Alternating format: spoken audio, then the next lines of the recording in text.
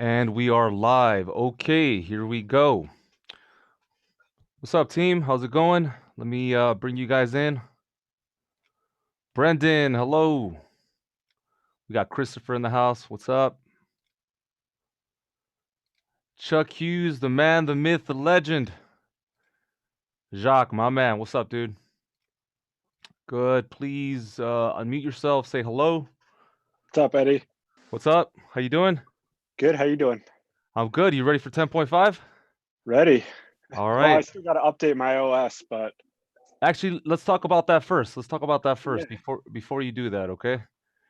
All right, my good friends. Hope everybody is well. Before I start, any comments, anything that we need to get into, or are we good? Yep. Okay. Todd, come on in. What's up? How's it going? Come on in. All right. So let's talk about 10.5.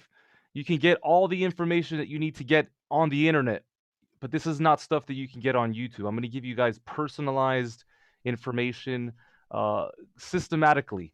We're gonna get organized and we're gonna get clear over the next couple of weeks. This was a massive update. Do not be fooled. They might as well call this Logic 11. They might as well have called this Able Logic or Logic meets FL Studio. There's so much to it. So today, my job is to just give you a basic overview of what's happened, and over the course of the next 6 weeks, I'm going to give you all the ins and outs of the program. And I'm going to show you some of the features that you're not going to find on YouTube, some of the things that I really love about this new feature set. Are any comments? How are you guys liking 10.5? Has anybody uploaded it yet? I don't know enough about Logic to know the difference yet. Okay, so then you're actually in a perfect spot. I watched a few videos on YouTube, and it looks interesting. I know they incorporated a lot of the stuff Ableton had with the the clip view. Yes, very cool. But I still haven't upgraded my OS, so I'm kind of holding out. So I'm You're hoping you'll touch on that today. I am. I'm literally going to cover it right now. So here, look. Cool. Before you guys and DBP, did you have something to say? I think it's awesome. I definitely have to learn how to use like the new samplers, the ins and outs of it, you know. Yeah, But we're gonna once that workflow is conquered, it's gonna be awesome. Yeah, you're a sampling beast, so I know it's going to be really good for you. We will get into the details today. I just, want to touch on just any points of confusion, things that might hold you back, because although there are a lot of new feature sets, there's also a lot new rules and almost like contingencies. Like if I do this, you have to do this. So we're going to go over those right now. All right, real quick, my friends.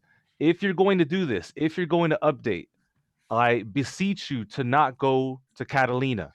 I advise you to stay inside of Mojave so you don't have to get into plugin compatibility and deal with all of that nonsense. If you stay on 10.14.6, then you guys are in the clear and you can download Logic 10.5. How do you know? How do you do this? You go inside of your system preferences, okay? And then once you go inside of your system preferences, you go to software update, this little gear icon here. So here, where is it here?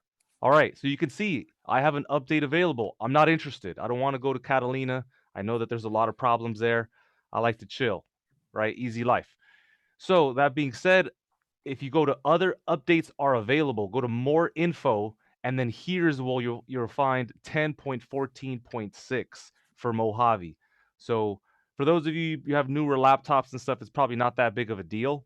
But if you have a lot of plugins like I do, and you've been kind of like inheriting, a lot of stuff, then it's a good idea to stay on 10.14.6. What if you're already on Catalina? Then stay there. Not an issue? Okay. No, it's not. This is more like an upgrade rather than going backwards. Okay. Yeah. Okay. And then from here on out, I'm not going to be checking the chat. We have our moderator on, so if there's anything, Chris will pop on and let us know. But if you have pertinent questions to the topic at hand, ask away. I have no problem with that. I will be, going through a lesson, a series of explanations, and then I'll open it up for questions. If you have specific questions to you, save it for the very end. I'll do my best to stay on and help as many people as we can. What's up, Eric? Come on in. All right. So, are you guys looking at my screen? It says new project live loops. or are you just looking at the software update? Software update. Software update. Okay, so what I recommend, if you really want to learn live loops, so this is the way I want you to do it. I have a lesson plan that I'm going to give to you guys right now, but I also want you to go to new project, key command N once Logic is open, and then I want you to click on this little guy right here. You need to work on live loops exclusively, kind of like away from the tracks area, because there are so many new muscles that you're going to have to kind of develop, and if you try and do it at the same time, it's really cumbersome. So if you are dedicated to learning this new feature set, which, what does it allow you to do? It allows you to improvise arrangements. It allows you to experiment. It's almost like a container for ideas that we really couldn't do before, right? If you wanted to experiment before, you had to drag in stuff to like bar 32 and then grab that group and bring it to bar 17. It was really clunky, and now you have a very special opportunity to just put a couple loops on cell or scene number 4, and all of a sudden we're in business. So it eliminates the need for the linear left to right workflow. So my recommendation is that you guys start in here and you start kind of flexing your muscles. But that being the case, I'm going to ask you, this is now a special favor because I have a whole curriculum lined up for the next 5-6 weeks. I want to make sure that you guys are exclusively working in the tracks area until we get to week number 5, which we will then cover the live loops feature set. So today I'm just going to do a quick overview. I'm going to give you a couple pointers, but I still want you in the tracks area because ultimately that's where the music's going, right? The point is not to all of a sudden become performer inside of live loops. That's not the point. The point is to use this as a place to improvise, a place to experiment, gather ideas, and then move on. And also, if you're a performer, you can also use this as a live performance tool, which is pretty cool as well. And long needed, by the way. I mean, it's about time. So that's my recommendation there. All right, let me move on here. Let's get right into it. I'm gonna pick up a project called let's see, this guy here. And I'll be sending you guys this project in a little second here. So just let me load this. All right. Let's go into... Actually, you know what? Before I do, hold on. Let me just go here. Okay. So the update. Now that I'm thinking about it, Logic has kind of become the ultimate sampling machine. You can take a source that you just recorded. Let's say Todd records a guitar on the spot. You could just take the region from the tracks area or from the cells grid, and you can just drag it into a sampler. Everything has become kind of instant, and it allows for a very clean workflow. Let's talk about some of the new specs. So we've got the 2,500 new loops, different genres, 17 live loop starter grids. So these are kind of already finished live loop sessions inside of the Logic templates, which you could find if you just hit Command N. There are 70 new drum machine designer kits. So if you were already a fan of drum machine designer, spectacular what they've done in terms of the samples. I mean, that was one of my gripes before, was like the samples are like, they're much better now. 1,500 new patches, presets, things of that nature. You've got 2 new samplers, which DBP talked about. You got the quick sampler, the sampler, and there's something now called the auto sampler. If you guys have synthesizers, any hardware, you can actually create plugins and presets. So let's say Eric Johnson, who's in Washington, Seattle, right, dude? From what I remember, and he's got a Juno, but I don't. If he loads the Juno sounds inside of the auto sampler, I now will have a Juno in my studio. Thanks to Eric Johnson. I appreciate that, bro. Thank you. By the way, you need to have a MIDI out with that, right? With the what? You need to have a MIDI capability to the synthesizer if you want to sample it, I think. If he samples it into the plugin, but his synth has, like, my Juno is not MIDI compatible, for example. So I think you can't do that unless there's a MIDI out. Oh, right. Yeah. No, it's not just like an audio thing. That's right. Yeah. The new step sequencer, is ready to go too. If you're an FL Studio fan or if you've ever been interested in using that program, it's kind of directly correlates with that workflow. You've got the Remix Effects plugin, which is, you know, a nice tool. It's a nice addition. I don't know how relevant it is to composing on the spot, but you can use it on a master channel. But I love the fact that you can use it on a track channel because that's where I see myself using it. You know, just for transitioning to, sections. And then finally, the drum synth, which is nice to have this because now you can customize the sample a little bit more.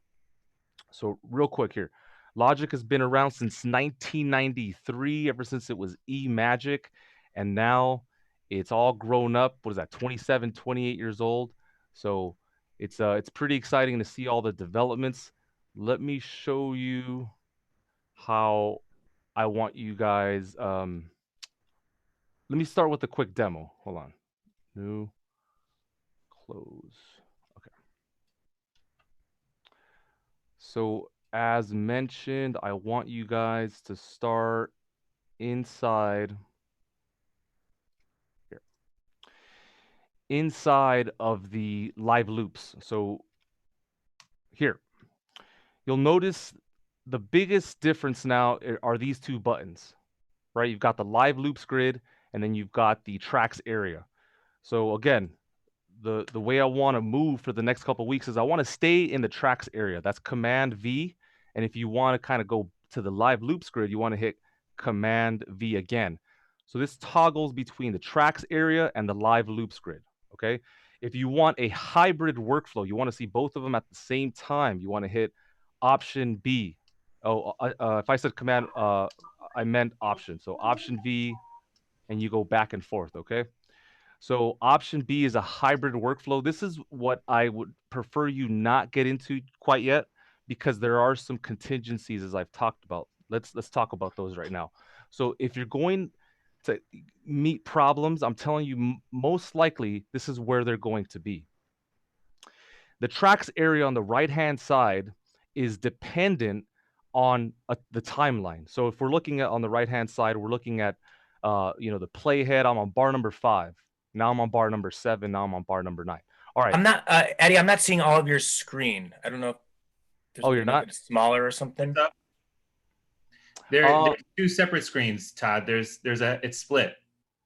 Oh, right. So because Todd's new, so he's not looking at. Okay. So Todd, we just updated to 10.5, right? Yeah. Oh no, I Okay. see that. It's just your screen was like bigger than the display or whatever. I don't never. Maybe it's just me. Never mind. It's okay. But here's the deal. Look, if I hit this button right here, it says Show Hide Live Loops.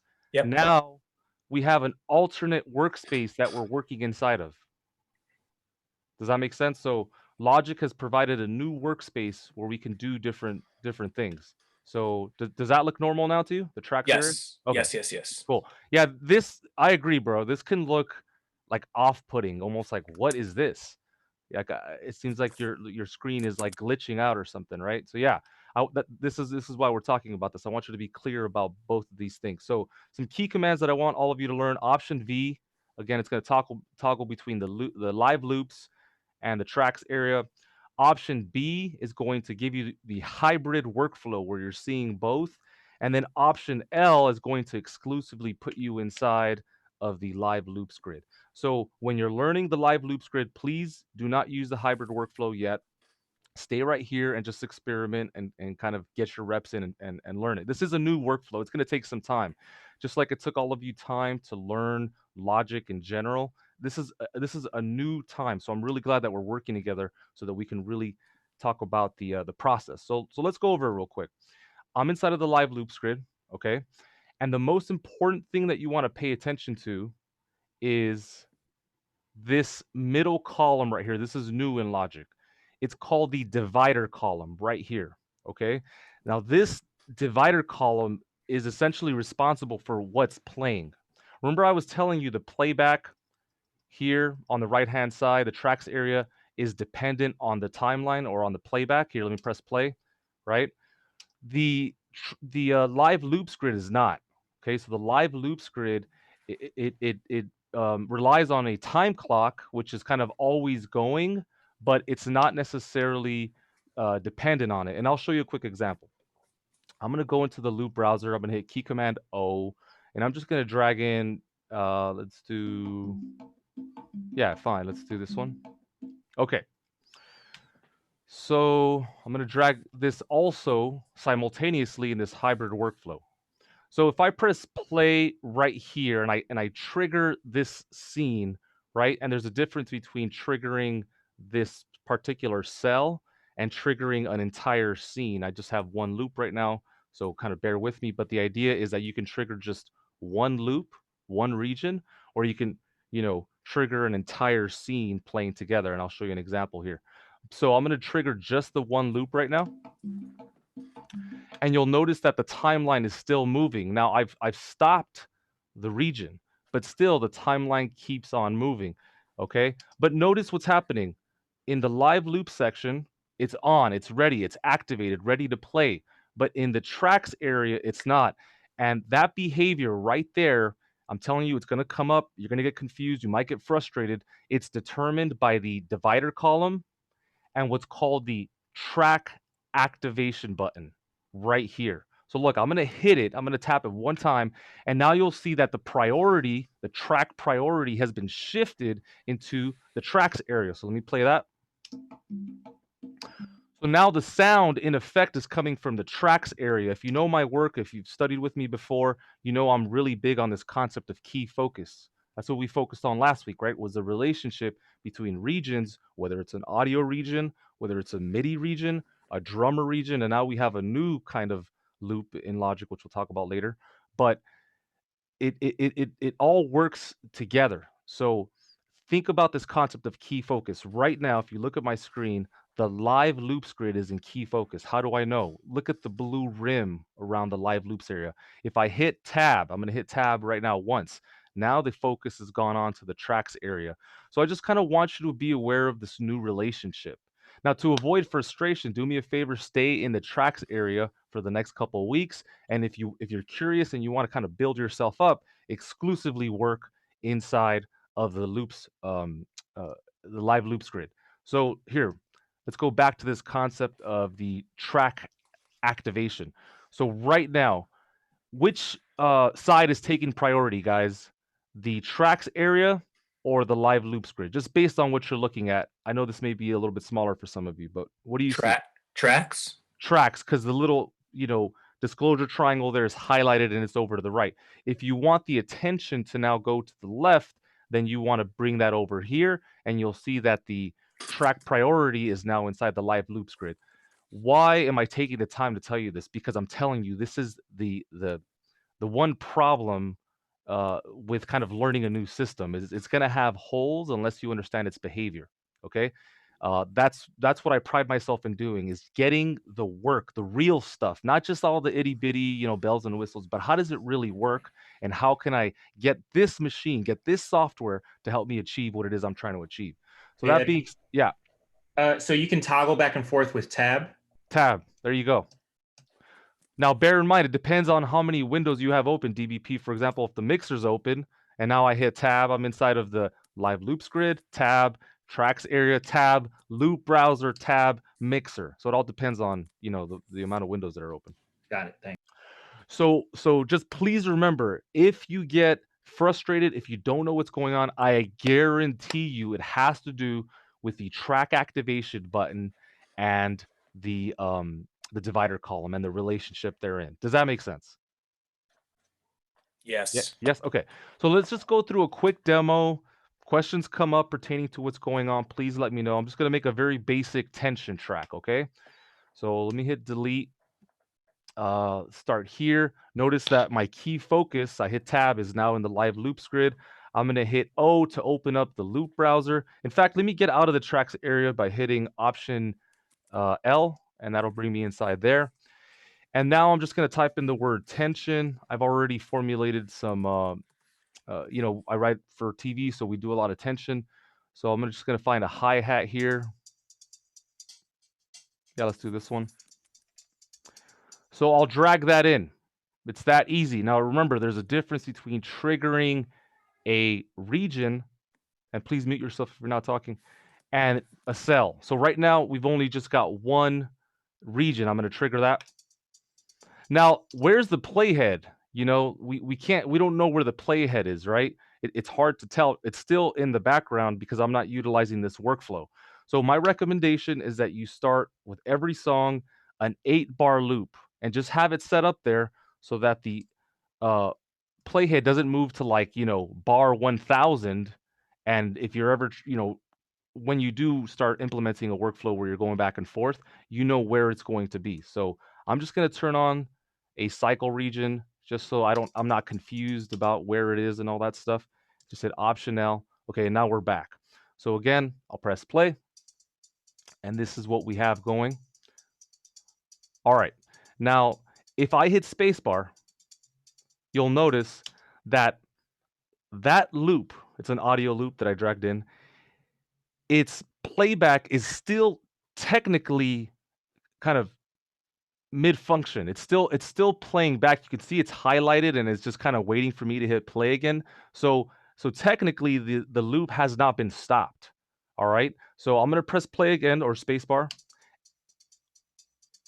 So again, technically it's not stopped. It's still kind of moving in there. And then when I press spacebar again, it'll start over. If you want to stop the loop, if you want to just stop it altogether, then you're going to have to hit Command Return.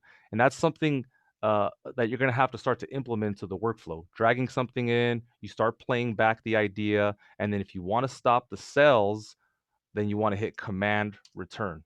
So just kind of start thinking about these things. The way that I do it when I first learn, I'll just write it down and I'll keep it at my side, and I'll just kind of keep referencing back. And then after, a day, 2 days, 3 days, it just becomes part of me. So, it's as simple as that. Just getting an idea on paper. Let's add a little bit more layers here. Okay, this is cool. Let's bring this in. And this is a whole nother feature set, by the way, but we'll get into that later. All right, so now I'm going to press spacebar. Nothing's happening. Why? Well, number one, I haven't triggered the regions, or I haven't queued up the scenes. So now let's talk about queuing a scene, because we know we can play each of these individually. In fact, let's do it right now. So notice they're playing at different times. They're playing at different times because, number one, they're working with a time clock, and so if you trigger them, they're doing what you tell them to, right? They're in key focus. Now, this is where the next relationship comes in. You want to understand the relationship between quantize start. Technically, if you always have it at 1 bar, you should be fine. There are purposes for, changing it. Some are creative, but if we keep it at 1 bar, and then remember I told you these have not stopped yet, right? They're still kind of functioning in the background. If I hit spacebar again, then they'll play together. But if you want them to play together and play nice, you basically want to go here and trigger the scene. So when you trigger the scene, you have basically 1 bar to get the timing right. So if I have this on off, for example, all of a sudden, you can use it as a creative tool, but it's not going to really help you with like a live performance setting. So just be aware of track activation, um, starting the cells, turning off the cells, right? That's another thing now. Command Return, being able to stop them all together. And this is how you would start building a basic idea. So I've got these two ideas working right now, right? I'm hitting spacebar, nothing's happening. Let's trigger the scene. And by the way, if you have a launch pad or an iPad or an iPhone, you could just do this from your phone as well. Okay, so this is now kind of where things get interesting, because if I click on this cell, we now have a connection between the cell and the new cell inspector, which is right where the region inspector was and is in the tracks area. So then this is where you start to make creative decisions, right? How long should the loop be? Um, can I make it shorter? Can I play with the functionality? So I'm going to go ahead and instead of looping this, I'm just going to play it one time over. So you'll notice that the animation has changed on the loop. So now I'm going to go ahead and trigger the scene again.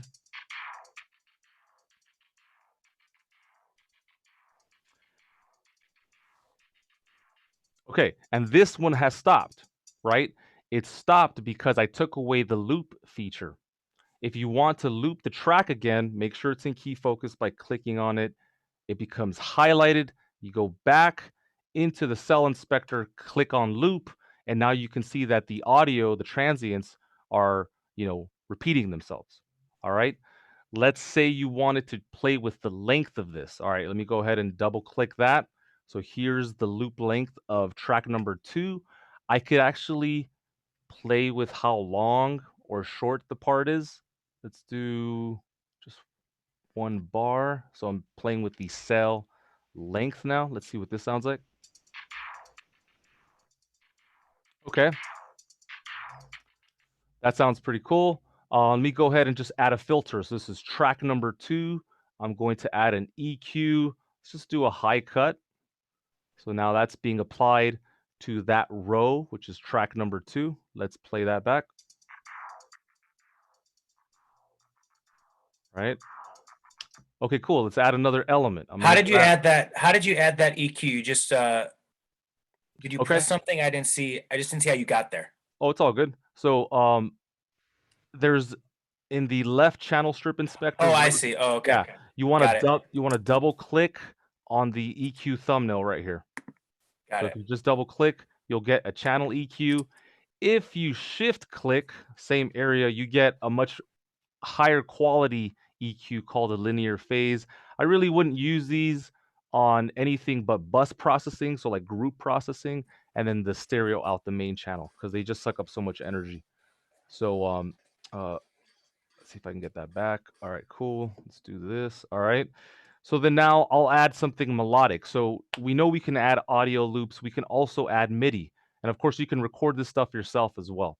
All right. So let me go ahead, hit Command Return. I'm going to stop all the playback from all the cells. All right. And then now I'm going to trigger that scene.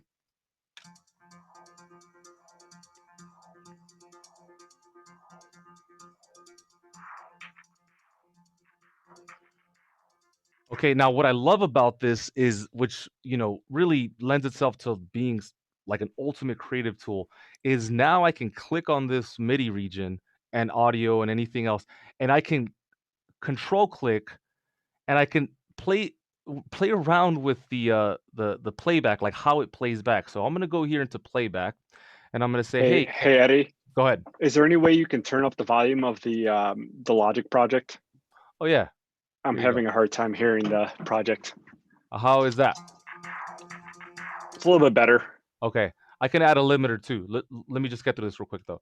So we're here, we go to playback, and then now I'm going to, let's see, let's do play from play mode, speed. Let's reverse this. So I'm going to take the MIDI pattern. You could never do this in the past where you could, you could reverse audio. We knew that, but you could never actually reverse MIDI now.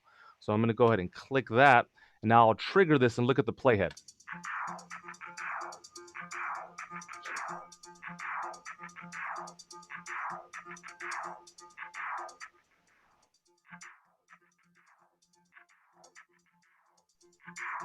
So the playback is moving in reverse. I mean, that is absolutely bananas that we have that capability now. So is that just MIDI or the audio ones too? No, because I just clicked on this one, Todd, just the green one. So that's a MIDI loop. So now that one is just moving. And you press control click, okay, or right click, and then go to that feature. Here, let me add a tracks window 2 now. Can you say that again? Can you do that in the tracks window 2 now? You know what? I haven't checked. You want to go ahead and check for me and corroborate? I'll do that after, because I'm really watching you right now. Okay, no problem. Okay, so this should be a little bit louder for you too, man. So then now, okay, we've put in some audio. Let's play. We put in some MIDI. We reverse the playback, and there's a lot more there, guys. Like I could take this and I could play with the speed as well. We could say, hey, can you play double time? Let's see what that sounds like. So there's a lot there that you could do and experiment with. Let me go ahead and add a drummer. So then now I'm going to go into The tracks dialog window, option command N. I'm going to ask Logic, can you provide a drummer? Let's go electronic. Now, what you got to love about drummer is that all you got to do is just hit that plus button, and it's like you get a a workable idea. So let me go ahead and hit the trigger, not the scene. Let's see what this sounds like.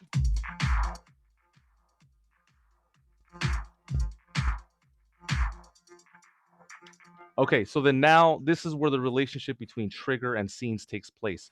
I can turn on and turn off cells as things are playing back. I can experiment, play with different cells, or you can just trigger scenes. And that's basically what I want you to understand. So right here, I'm going to turn stuff off and turn it on. So here we go.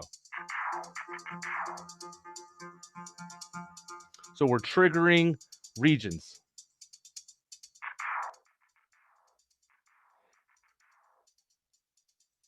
And when you're triggering the regions, it's all based on the quantization start. So you'll see this menu up here. It's kind of showing you the clock and how the time is working in the background. So if you want to know when something's going to start, if you have it set to 1 bar, just look at that little circle and you'll know. So I'm going to start now and it'll start there. So that's just like a little visual cue for you to understand when it's going to come in. Now, of course, it's contingent on your quantized start.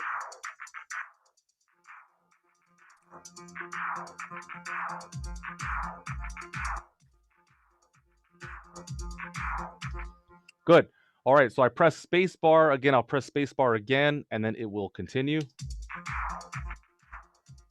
But if I want to stop all the cells, command return. So muscle memory, get that going, right? So we're back in drummer. I want to remove the snares, the hi-hats. I just want the kick. I'm going to trigger the entire scene so it all plays at the same time. Okay, that's one way you can do it. Another way you could do it, let me stop this, command return, is you control click the scene itself and you say cue scene. All right, so this is kind of where this begins, where you start to cue a scene. Now, the beautiful thing about this is now you just hit spacebar and it all just plays. So I just want you to become familiar with some of the behaviors because I know you're going to kind of get stuck in some places, and I just want you to remember, okay, what are we doing? Are we triggering a region? Are we queuing the scene? What's the Where work? was the Q scene again? Q scene allows you to hit spacebar. It tells Logic basically like, hey, I'm next, right? So here, let's pretend. Yeah, but it's a right click on the scene. That's what you do. Yeah. You just right click right here, brother. Got it. Thank you. Q scene, or you can DQ it. So the behavior would work something like this. Here, let me control click here. I'm going to duplicate this set over to the next so that I can create some variations. Like, you know how on this first one I just had the kick? Well, I'm going to double click on the drummer here and I'll add now the snare, the claps, and the hi-hats. So let's listen to the transition between this and that. And then maybe here I'll start to create something different. But here, let's go. Just kick.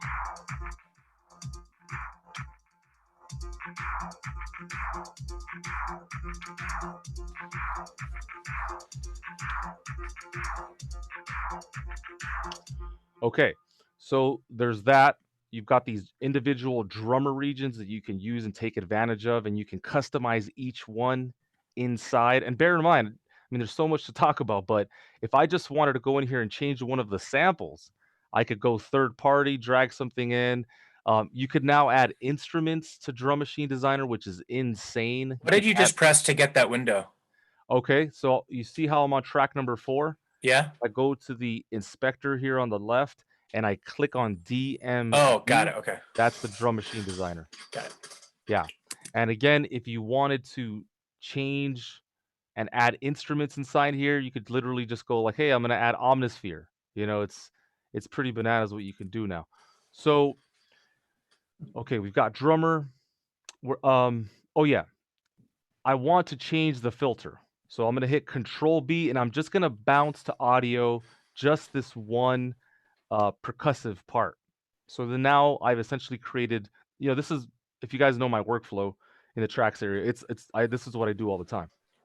So then now I don't want this specific. I'm going to hit Command Return. I'm just going to trigger this one region here. It sounds too bright for this part for me, so I'm going to go ahead, add another filter. So then now we'll go from this bright to a little bit more kind of dampened sound. Listen to the filter.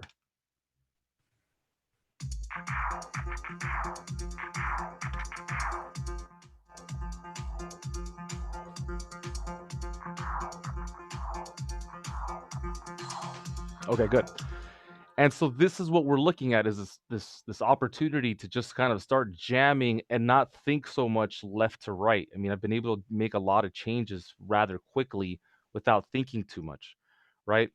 So we've got audio loops, we've got MIDI loops. Bear in mind, you could have played these in as well. In fact, here, let's just do this real quick. Let me go here. I'm gonna add a software instrument. I'll go with Omnisphere. Sure, why not? Why? And I'm gonna go into their browser and just type in the word tension. Let's see what we get. All right, we'll just do what's this? That sounds pretty cool. All right, so now this is, you know, what you have to consider all of the stuff we've just talked about. Those cells, they're kind of still going, you can see. So let me stop them. Command return. Consider that my quantize start is 1 bar. I don't have the metronome on right now. So let's hit K, turn on the metronome. Very important to have your count in, because if you don't have a count in, you don't know when you're going to play. And then your track has to be record enabled, because if it's not, you're not going to see the record function. I know this sounds like a lot right now, guys, but honestly, give it 8 hours, give it 12 hours, put in your time, and you'll start to develop a relationship with it. So it's record enabled now. I'm going to go ahead and just try this out. Let's see how this sounds. So you're going to get that playback. Remember that the playback is all based on what you set. If I just click and hold, it says 1 bar. That's more than enough. Here we go.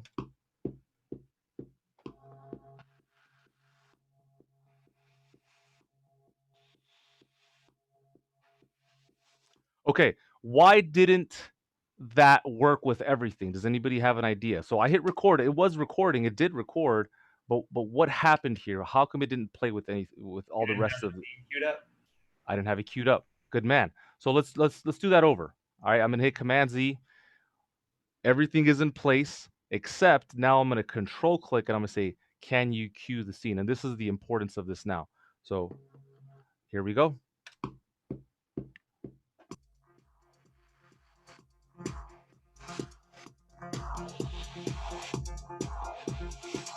Okay, good. Let's pretend that was a part you wanted to quantize. It was just one note. Then you want to control click, go into quantize, and then type in the value. Is it 16th notes? This was just a basic thing here, right? If you want to now go into the piano MIDI editor, you just open it up, double click it, or you can hit P, and then you create whatever your edit is, right? And you could play with the length as well. You could do it inside the editor, or it'd probably be a little bit easier if you do it inside of the cell inspector up here. So let's do cell length. Let me just do 2. That looks like a perfect circle there. If I don't loop the MIDI region, remember that it'll play one time over and then it's going to stop. Here, check this out. So you have to cue this scene to record. Say that one more time. You have to cue this scene to record. With the rest of the elements, yeah. Okay. And it's kind of awkward if you don't have everything else on, right? I mean, Right. You're going to want that feature.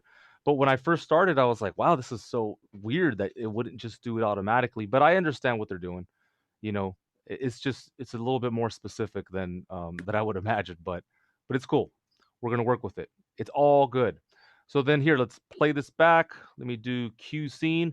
Please bear in mind the behavior of track number 5. It's going to behave a little differently because it's not being looped at the moment, right? So here we go. So that would be considered like a one shot. Plays one time. It could just be a cymbal. Let's say that was just a crash, right? Cymbal hits, plays out, and then the rest of the beat keeps going. And then I keep triggering different scenes, and all of that is based on my quantization start. So that, in a nutshell, is how the program works. If you just kind of stay in this space and don't go to the other one, I guarantee you'll get it in a couple of hours. Where you'll just be kind of rolling through it. So, any questions, any comments here about live loops? I got a question, Eddie. Sure. Now, based on your experience using um, the earlier version of drag and drop loops and now the live loop browser, um, how do you feel they're really different in terms of maybe improving your creative flow or your efficiency? I mean, when you look back at the old traditional way, for lack of a better word of saying it, of dragging and dropping and arranging and comparing it to this, what's your take on the difference and how it works good for you? What do you like about it? I like, for me personally, I'm still gonna stay in the tracks area just because I have more control. But I like the fact that it contains my ideas. One thing I used to do in Logic before was I used to have a miscellaneous folder where I would just keep files, samples, you know, things that I wanted to try out. I don't have to do that anymore. I could just drag everything in here, and it just becomes you know, a place to play. So when I was a kid, I just picked up the guitar just because I wanted to have fun, and it wasn't so left to right like I was trying to read a book. I was trying to finish something. So I just like the fact that you can play. That's my main thing about it. I don't know if it's going to make you more efficient, especially with the learning curve.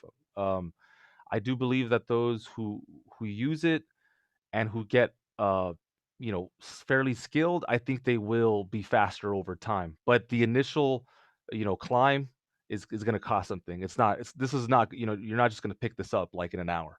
At least fluidly and do it well, because there's a lot of things we haven't touched on, how to automate, how to create more dynamic performances. um, I don't think it's essential, but I do think it's worth your time, and I do think it's worth you looking into it and seeing if it resonates with you. Because we're all so different with how we work.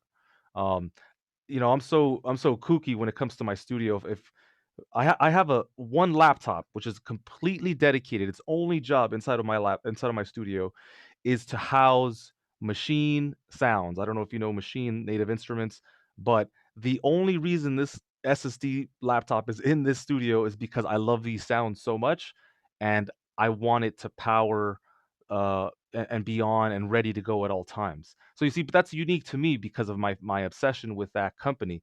So what I'm trying to tell you is who knows, what if this ends up becoming a tool where you start popping out tracks in 4 hours because of how simple it is to just move. I mean, here, just if I wanted to move this over, hold option, if I wanted to maybe repeat just these two, I hit, Command R a couple times. I'm sorry, Command uh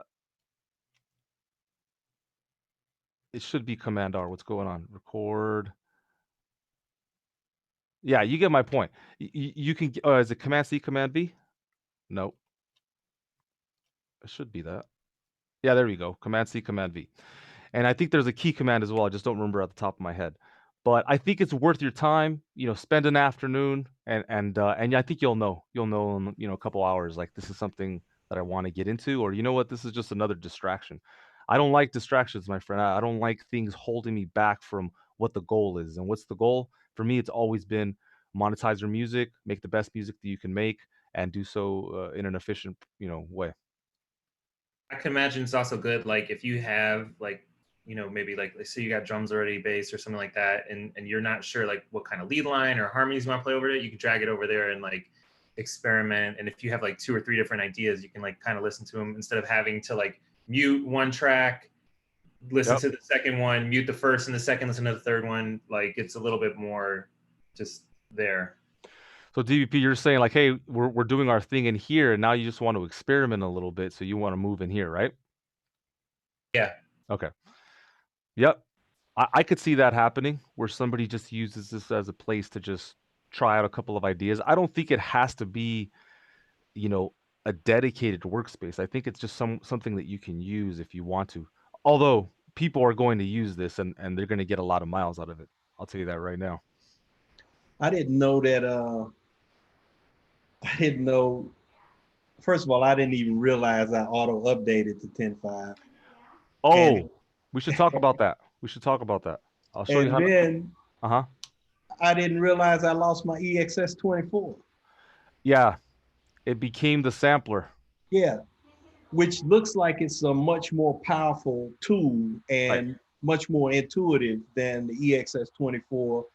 But I was a little concerned, but I thought one of the cool things it did, it took some of my samples that I had in previous sessions and it created its own patch list, so to speak, Yep. based on those samples. So I didn't lose them, but I was a little concerned about that at first. And then they carried over some of the classic patches from the EXS24. So I Yeah, thought it's backwards compatible. It's Yeah. definitely way better and way more efficient for sure. Here, real quick, if you don't ever want that to happen to you again, where it auto updates, you need to go here and tell your Mac, hey, do not automatically keep my Mac up to date, and then go into the advanced tab and also disable these, okay? If you don't want that to happen to you again, because that almost happened to me the other day, and I was like, whoa. Like that's just, what if you're not ready for the update and it's just making that decision for you? Cool. Thank you for that. Anybody else? Good. Okay. Yeah, Eddie, Shoot. real quick, what was the OS X version that we need to be on to update to if we're not on Catalina? I'm 10. still on Mojave. Yeah, me too. 10.14.6, and I refuse to go up. So Okay, I'm perfect. staying here for at least 6 more months, maybe longer. Okay, thank you. Of course. So here to supplement and help you guys in your learning, I created a very basic live tutorial. It's right here. It's essentially just a logic project where you could just do various exercises. So number one, it says create an 8-bar cycle region, just like I told you, because I know that might be something that comes up. Add audio loops to this grid. I tell you which audio loop to add if you want to, or you could just kind of do your own thing. I just want to be specific so that the ideas work. I ask you to record a MIDI bass, right? And if you go through each one, there's various instructions here. So I'm going to send that over to you guys. But it's not that complicated once you get into it. You just have to kind of get the relationship and work exclusively here. And then once you get comfortable, start to blend both worlds and create that hybrid workflow. So I'll send that to you guys in a bit. Let's go over a couple things here. Ooh, one quick question. Mhm. It automatically goes into flex mode, like when you drag stuff in there? Because like, let's say you want to shift, like in Ableton, if you move the tempo, it automatically warps everything, right? Okay. So does it do that? Does it do that in the live loops as well? You know what? I think so. Let's test it out when we get back in. I'm not too sure, but we'll get into it here. Are you looking at the 1993 to 2020? Yep. Okay, just making sure. All right, so let me get to last week. What did we talk about? We talked about the core of the program, the relationship between regions, whether it's audio, MIDI, drummer, and then now we have this pattern loop, which essentially is just MIDI. Drummer is also just MIDI, but it has a proprietary technology where essentially it's using AI. Um, and then we talked about the importance of setting up your inputs and outputs, this concept of key focus. Like when I hit tab, the focus is now in the loop browser or in the mixer or now in the live loops grid. So let's just remember the core of the program, because we will stay in the tracks area for the next couple of weeks. Let me go through this next little bit. I'm going to show you guys my personal favorite features from 10.5 that you're not going to find on YouTube, and then we'll call it. So the two most important ways to move regions, who remembers what they are? Two most important ways to move regions, and tell me the difference. Don't just tell me what they're called. Go ahead. Snap Come on, and, guys. What's up? snap and nudge. Nudge, That's nudge, okay. and snap. What is nudge, and how do I use it? Nudge moves the regions with small increments. So if you click on one of the regions and you click the left or right arrow, it'll snap it to whatever the value is set with your nudge. Okay.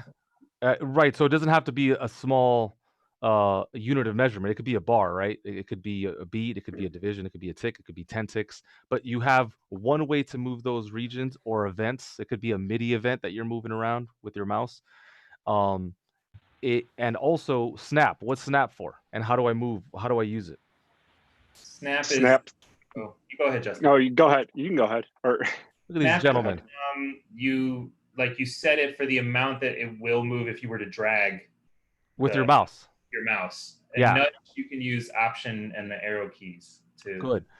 And bear in mind, if I'm in the piano roll and I have a MIDI event in key focus and I hit Option up and down, we're moving by semitones the MIDI events. And if you want to move, a note, an octave, you just hold Shift, Option, up and down arrow key. Okay, so let's go into here. This is what we used to know, Logic as. This was the GUI, right? They had the control bar at the very top, which dealt with navigation, with transport features like playing, recording, things like that.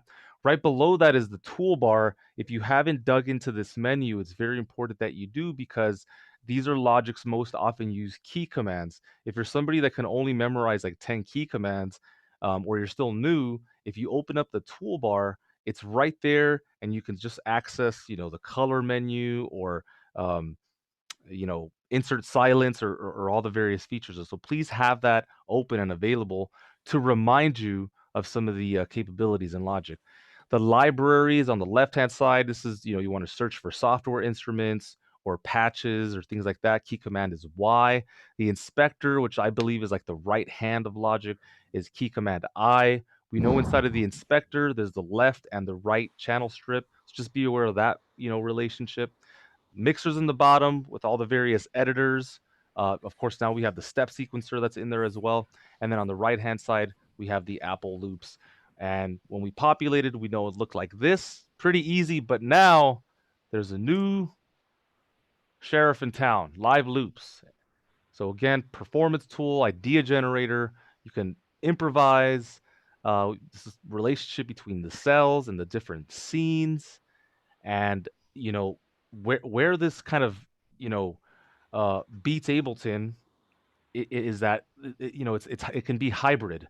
What I didn't tell you guys before was you can actually have tracks playing from both the tracks area and the live grid at the same time. So that would be useful if, like, let's say Todd's playing out and he wants to perform his songs. He's got scenes being triggered, all right, and then he wants to, like, play a track in the tracks area, and he wants to record something. Then he would play, a track from the tracks area live, and he can record that in if he wanted to. But we got a new relationship that we have to kind of figure out, and it's new, so it's going to take time, just like anything, right? It's going to take a little bit of time. So again, the divider column and the track activation, I feel, are the most important things to look at and to experience. So please, please, please be aware of those. And here we are. Here's the latest. There's that divider column right there in the middle. We've got all the various rows, right? Cells that can be played back together. If you want to stop all the playback, bottom right, you want to go to the grid stop button right there. You can name the scenes. It's a whole new world, so it's going to take some time. But again, the only thing that can really stop you is the tracks priority and the divider column. Other than that, I have a feeling, you guys are going to figure it out just fine. So to reiterate, the key commands that you're going to have to learn: Option V, which is the tracks area, or what's called the workspace. Hybrid, Option B. Let's stay away from this one for a little bit. And then you've got the grid view, Option L. All right. All right. So an exercise that I want you guys to take on this week, really basic. Just bring in a couple loops. You could do it exclusively in live loops or exclusively in the tracks area, but just know that we have blue audio, green MIDI, yellow drummer, and then now yellow, but in a different sequence, the pattern loops. And these are just MIDI again, but they're utilizing the step sequencer. Now, how I want you to look for those loops is pretty basic. We're going to go in the loop browser, key command O, and I want you to search by either loop pack, that's at the very top of the browser, by instrument. So let's say you're writing a song and you're like, man, I really wish I had, uh, an organ on this song. Just type in the word organ, or you can go through all the various menus and try and look for something. You could also find and filter out options by genre and mood, and then the search field description. That's on the right-hand side right there. You just type in any words, um, cymbal, ride, snare. And then, of course, if you wanted to, you can also search by scale, major, minor, or key selector. Is this an E? Is this an A? Bear in mind, you could change the key as well.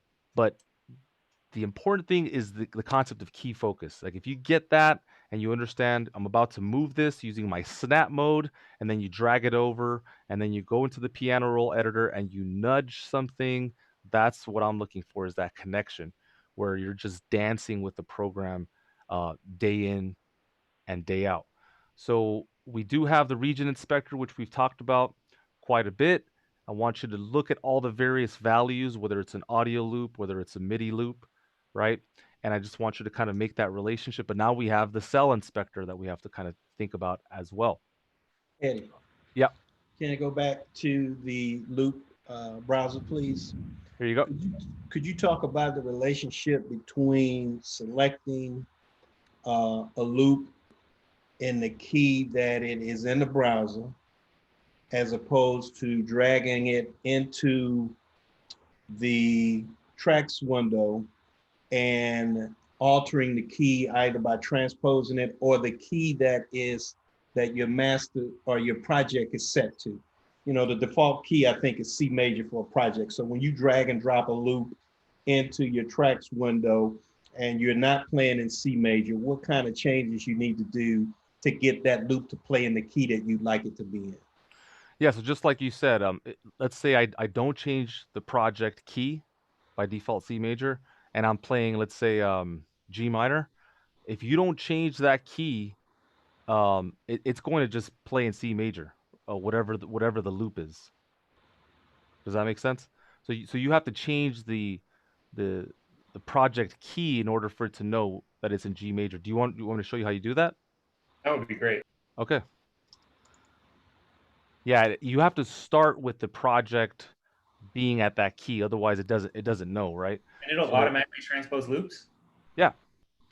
Let me show you this screen because this will be helpful. One sec. So many screens up in here. Hold on. Where's that logic one? Right here. Okay.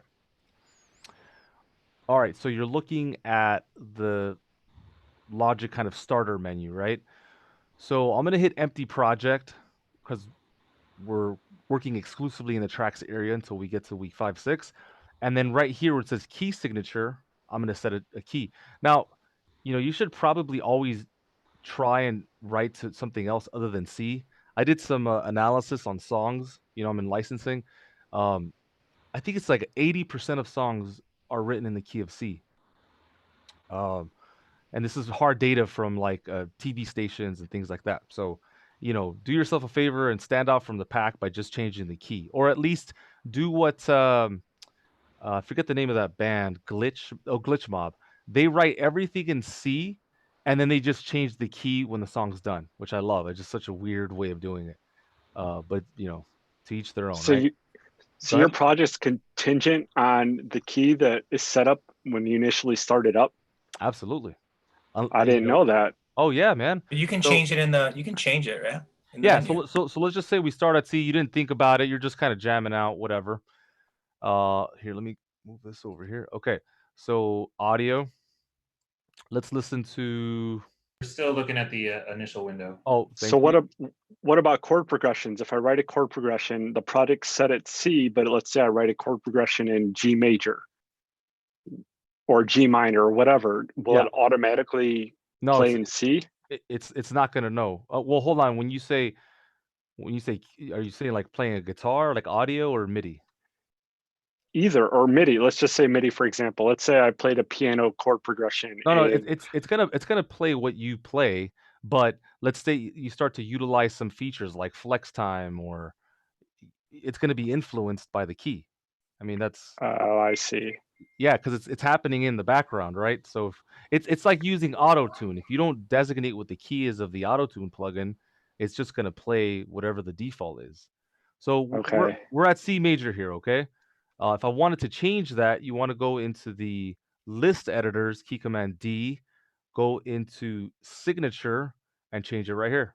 So let's just let's start at C and then let's play with the loop so we can hear the difference. So let's go. Can't you change it up in the where like the tempo is too? You can change it here, but here's the problem. Let's say you've already started writing and doing all sorts of stuff. Let's just say we're you and I are 4 hours in, and then here, let me just drag in some files, and then you try and change the key from here. What'll happen is that sometimes it'll tag and you'll have two different time signatures. So like you'll have C major here and then you'll have B minor here. So just kind of cross-reference and check, like, am I doing the right thing? It doesn't look like, maybe because I haven't recorded yet, so it's okay. But this will happen where like you'll have two different keys at the same time. So, this is where you would check, and also your BPM. I don't know if you've ever run into the problem where like you're trying to make a change maybe in the tempo editor up here, and it's not letting you, and it's because there's all these various tempos. Here's something like that, and so you have to delete all the tempos in order to kind of clear out that space. So here, let's listen to this.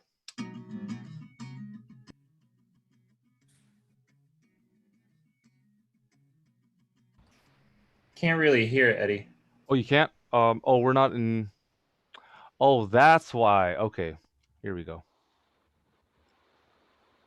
This is why you couldn't hear it as well. All right, here's that.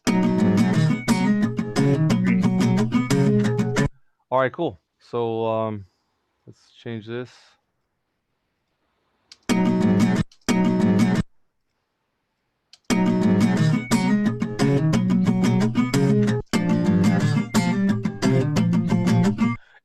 I've noticed it takes about 10 seconds to 5 seconds.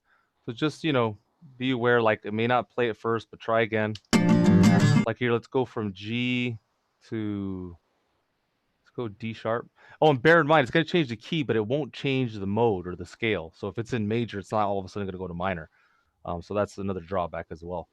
But there are hacks for that. So here, let's play this. Let me just wait another couple seconds. Yeah.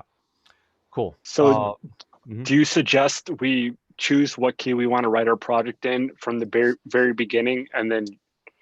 I mean, it's hard, right? It's hard because most of the time I truly don't know what I'm gonna write. I have an idea, like I may have a pattern in my head, or a melody that I've been singing or practicing when I warm up, but I don't really know what's gonna happen. And then what about modulations? Like I just wrote a piece and it modulates 3 times, so it's. Do you not know how to modulate? Is that what you want to see? Well, I mean, I'm curious. Like, let's say you write a piece and the first half is in one key, and then it shifts to another key, and then it shifts to another key. Roger that. So just real quick, you would hit G, global markers. You go into the signature. Got it. Okay, and let's say at bar, I'm gonna hold shift, hit period. Let's go to bar 25. All right, and then I hit plus, and then well, not time signature. Oh, wait a minute. It should.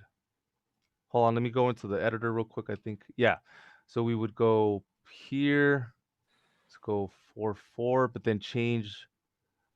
Something's happening here. It's not. Yeah, but you would just change the key in here. Why am I not seeing it? I see. Okay. Transposition. No, that's not it. That would change everything all at the same time. There's okay. a way to do it. If you want to, yeah, it's something like this, and you click on that, and basically it all lines I'll try up. it. Yeah, it has something to do with this. You kind of caught me off guard. If you want to talk about it after, I'm more than happy to get into it with you. It's not a big deal. Just curious. Yeah, but essentially you would make the mark there, and it would you see how it says G minor here? Yeah. Then, yeah. So cool. Okay, so let me get into some of my favorite features here that I thought were really, really cool. There are a couple. I will be providing the tutorial today. Just look out for email. If you just want like a very simple step-by-step process, which isn't too confusing, that's why I decided to step that up. So let me just kind of just go do 3 to 4 here. So I love the fact that they provided new channel strip setting options. So let's just pretend that I have, you know, a preset here, and I don't know, maybe I just want to get rid of them or something. If I go into the channel strip settings, you can find that here, or if you go into the mixer, if I just click and hold, you've got a couple new you know, options, which I love. You can reset the channel strip, which will just clear everything. I could just remove the sends, just remove the effects. So I just love that, you know, before all you had was reset. And if you reset, you would have to get rid of like the instrument and all the plugins and all the sends. And now it's like you just have a little bit more wiggle room. So I really love that. But let me show you something that I am truly, truly stoked about, which I have not seen anywhere yet. So I'm gonna go ahead and just bring up a drum machine designer. If you guys didn't know, it's not really an instrument inside of Logic. It's an aggregate of different instruments. So you have to go and find it inside the instrument channel strip. So you can't find it in the usual dialog window. So I'm gonna go instrument. I'm gonna go all the way down here and let's go into drum machine designer. Okay. So I'll go into the library here and let's just select the kit. Let's try and find something interesting here. Just go autumn leaves. All right, so I want you guys to bear in mind that my playhead is still. I'm not gonna hit record or anything. All right, all I'm gonna do right now is turn on the click. I'm just gonna listen to it. Okay, I'm gonna hit return, and I'm going to play a beat and kind of reference the in my head, right? Okay. So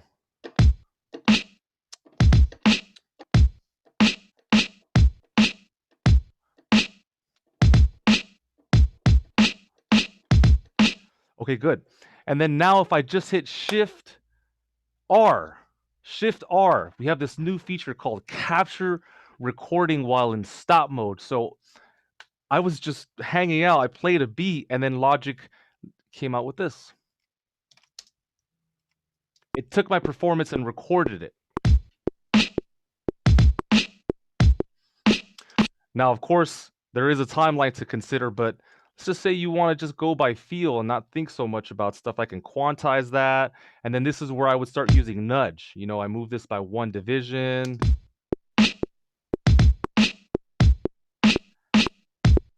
All right, so if you know your tempo and you can play on time, you can record something just on the spot without having to play anything. In the past, you had to press play and then you would play the part. All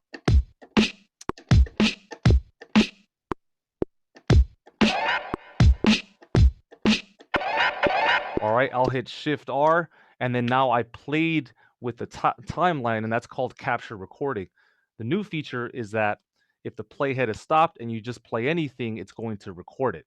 So that's not enough, though. That's not even the part that I'm excited about. That's really cool. But if you guys know anything about Smart Tempo, Option P key command, and I set my settings so that when I'm recording, this feature is on. Trip out on this.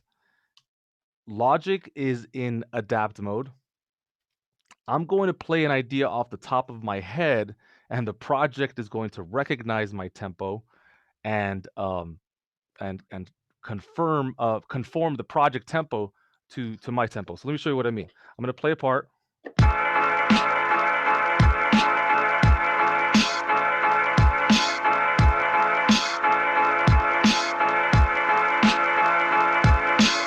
All right, I'm going to hit Shift R, and boom, Logic figured out what I was trying to do, and it beat mapped its own tempo map for me. So let's press play as we listen to the metronome.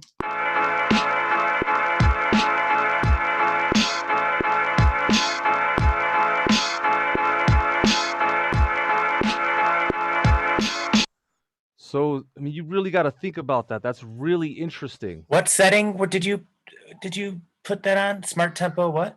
Well, the recording feature, you want to go up here and just make sure capture in stop mode is on. So this is a feature. You would go into customize control bar and display, and you would turn on capture recording right here. How do I get to this menu? You can control click the control bar, or you can go Why into am the I not LCD. seeing? Say again. I'm not seeing capture recording on my menu. Are you control clicking up here? Control, It should say yes. customize control bar in this one. I see that. Okay, so I don't see the Go- option there to. are you under transport right here on this menu? Oh, it's transport. Okay. All the way at the bottom. Oh, I see. Cool. Hey, Eddie. Yo. So I'm glad that you did this because I sometimes will tap to find out the tempo of my project. Yeah. And so like now you're at like 84.8, 87.4. Is there a way to like round out like, let's say you just want to put it at 87. Do you have to like click it, or is there like a way to in one stop shop to like round out the tempo? Yeah, and there was something that you and I were going to test, so please remind me before we close out right now. But if you want to go ahead and level this out so it's not a varied tempo, I'm going to select it so it's in key focus. I'm going to hit delete, and then now it's been flattened. Now, DBP, if I try to raise up or down the tempo here, this is what I was talking about, where it's going to say, hey, multiple tempos are detected. So there's two ways to fix it. Go ahead and select it and delete, or let me do the other way. I'm going to hit D, go into the list editors, go into tempo, and delete all of this information right here, my friend. And now you are free. Cool? Yeah, or you could just select the tempo that you want there. Like in the well, tempo. if it's open and free, but if it's like this, you can't. Okay. Right? And Look, it'll automatically average it out, or how does it decide what tempo to go to? I believe it's the one that it began with. Let's double check that. 84.8. It looks like that's where it stayed. Yeah, 84.8. And it's averaging it out up here from what I remember. Like, Okay, cool. no, it looks like it rounded up to 85. And there was something else that you and I were going to test. What was it? Reverse MIDI in the transport. Okay, thank you. You're on it. So let's go region inspector. Nope, it's a unique feature for live loops. And it makes sense because the playheads, it can't move back and forward in the tracks area. Right? Yeah, I guess I thought it would maybe just reverse it. But yeah, one more thing to think about, which is interesting, is if I play that same beat, but I play it incorrectly on a different tempo. Here, I'm just curious real quick. Now, just want to see if this works. I'm in keep mode. Hold on. I'm take away this. So here's the tempo. I'm gonna play really. Hold on. I'm just trying to see if like I play something incorrectly, if it'll fix my tempo here. Okay, yeah. I'm gonna play this intentionally wrong.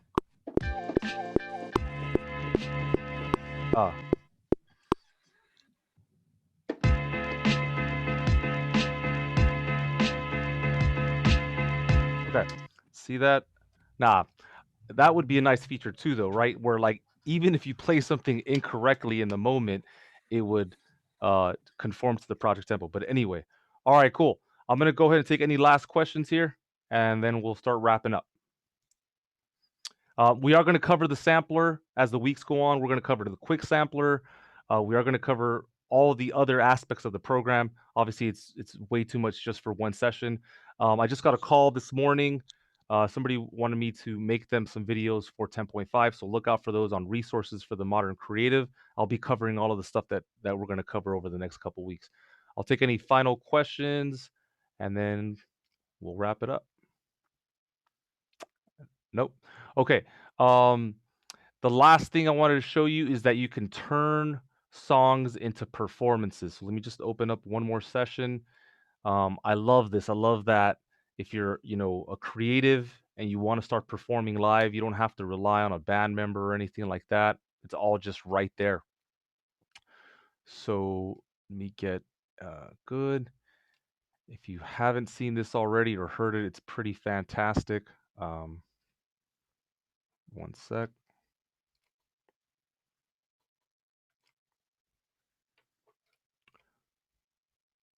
So how you guys doing? Did you guys like the content? You guys learning some stuff? I'm almost learning too much. I don't know what to do with it all. It's hard. It's hard for me to wrap my head around the new update, but Yeah. it's just a matter of getting my hands dirty and Yeah. playing around with it. Yeah, I think once we dig into like the sampler and the quick sampler a little bit more and the parameters, I'll feel a lot more like I'm not live loops. I would love to use it, but I don't really have a need right now, and I got too much to do. I Fair think that's enough. one of the things that kind of steered me away from Ableton was the clip view. Like I just couldn't ever grasp it. Right. So, but I'll play around with it. Yeah, just stay in the view, and I'm telling you, it'll work wonders. It's the combination of the two that causes the problems. And we got time. We got time. You don't need it, right? You already know how to use Logic for the most part, and we'll be staying in the tracks area. So here, last thing, guys, like, if you have a song and you want to just either perform it or do, a stream or something, it's just amazing that you can now turn these songs into performances. So here's the demo by Billie Eilish. If you haven't heard it, it's available to everybody. And you could take the information in the tracks area and bring it over. And here's just a quick way to do that. I'm going to use my marquee tool, and I'm going to hold command, and let's select 8 bars.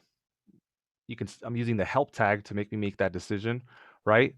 I'm going to control click, and I'm going to tell Logic, hey, can we here, let me just do this one. You can see that this is a group up here, so it's not letting me do the entire group. Let me just do this region by itself first. Control click, and I'm going to say, can you copy the marquee selection to the live loop? And it'll send it over so I could start to create a performance. Now, obviously, it's going to take a little bit of work because you have to, do the same thing with all of these tracks and all of those tracks.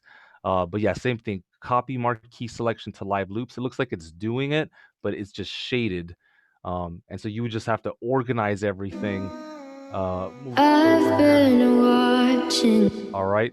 And I just love the fact that you could turn it into a performance. Theoretically, you should be able to go Command A, right, and just send everything over.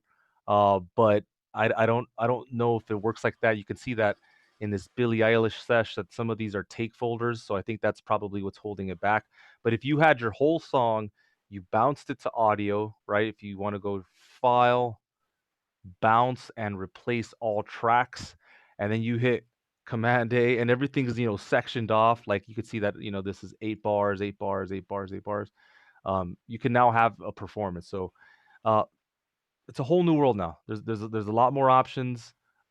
Let's keep it going. I promise to give you guys systems as we move along. We're going to cover sampling next time. We'll cover the sampler. For this week, just get used to the idea of the pattern loops, navigating the workspace. Same thing. Keep working with the region inspector and all the various tracks. And I will send you that assignment as soon as we're done here. Any final questions? Any final thoughts? Oh, okay. All right, guys. Well, thank you for your time. I'll catch you Wednesday. We're going to be calibrating speakers. Have yourself a wonderful Monday. Thank you guys so much. Cheers. Thanks, Eddie. All right, guys. Appreciate it. All right, guys.